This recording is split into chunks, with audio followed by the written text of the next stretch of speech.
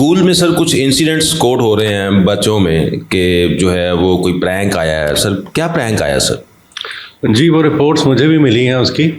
तो बेसिकली उसमें होता ये है कि बच्चे जो उनमें से एक बच्चा चूज़ करके उसको कहते हैं, उसको एक डेयर देते हैं कि तुम कितने स्ट्रॉन्ग हो, कितने ताकतवर हो।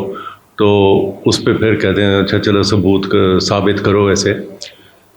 तो फिर ये उसे कहा जाता है कि अपनी वो नाक बंद करके आप बैठ के लगाओ, स्क्वाट्स करो।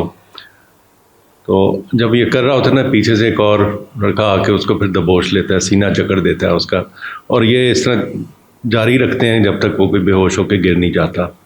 सो ये काफ़ी रिस्की प्रैक्टिस है, और मेरे ख्याल में वो तो चले करते होंगे कि ये किस्म की ह्यूमरस प्रैंक समझ लिया उन्होंने, लेकिन इसके कॉन्सिक्वेंसेस काफ़ी सीरियस हो सकते हैं। सर बच्चे की बेहोशी की क्या वजूहात हो सकती है?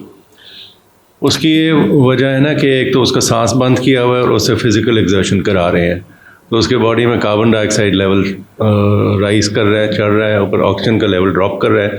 अब ब्रेन को ऑक्सीजन चाहिए होती है, अब ब्रेन को ऑक्सीजन नहीं मिली तो वो शट डाउन कर जाती है, इसकी वजह से फिर अब कोलैप्स कर जाते हैं। और फिर एक और इसमें जो एक फैक्टर ये है कि बच्चे अपनी एंथुजियाज़म में कर रहे होते हैं, उनको पता नहीं होता कौन सा पॉइंट है जिस पे आप इसको रोक देना चाहिए या बंद कर देना चाहिए। तो मुझे ज़रा कंसर्न थी कि ये जो प्रैक्टिस है ये इसकी काफ़ी रिस्की हो सकती है चंद बच्चों के लिए। मसलन एक तो कॉम्प्लिकेशन हो सकती है उससे कि अगर जब ज़ोर से आपके चेस्ट को दबाता है तो कोई पसली का फ्रैक्चर हो गया, क्योंकि अच्छा पसली का फ्रैक्चर भी आते खुद एक तकलीफ चीज़ है। उसके अलावा ये कि अगर किसी ऐसे एंगल से हुआ कि लंग भी आगे से फेफड़ा भी रप्चर हो जाए और वो फिर हवा चेस्ट वॉल में फिर इकट्ठी हो जाती है, वो एक और प्रॉब्लम है। अगर कोई बच्चे जिनको एस्मा है तो एस्मा का अटैक ट्रिगर हो सकता है।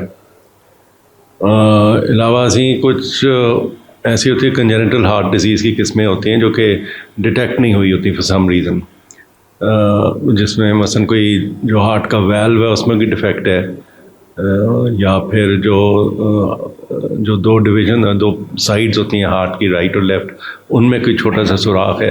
इतना ना हो कि सिम्टम्स वैसे वो जनरेट करे, लेकिन उससे ये है कि इस किस्म की कंडीशन में वो छोटा सा डिफरेंस भी प्रॉब्लमेटिक हो सकता है। तो सर क्या करना चाहिए टीचर्स को या वालिदैन को, क्या हिदायत देनी चाहिए स्कूल में? अव्वल तो एक अवेयरनेस रेज करनी चाहिए कि भाई अव्वल तो ना करो, अगर करना ही है तो भाई ये सर बच्चे जो हैं जैसे हम भी बचपन में हम तो खेलते थे और जो है वो कटलिंग भी होती थी, जोर भी लगते थे, तो इस तरह तो फिर बच्चे जो हैं वो कमज़ोर नहीं हो जाएंगे?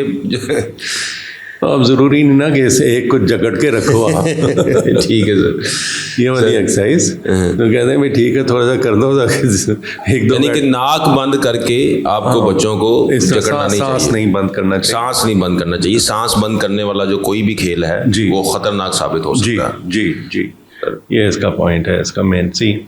और बाकी है कि अवेयरनेस वगैरह, आजकल तो वैसे स्कूल्स में कैमरास वगैरह लगे हुए हैं तो अक्सर ये चीज़ें मॉनिटर हो जाती हैं, लेकिन स्कूल से बाहर क्या होता है। सर बहुत शुक्रिया sir, thank you very much.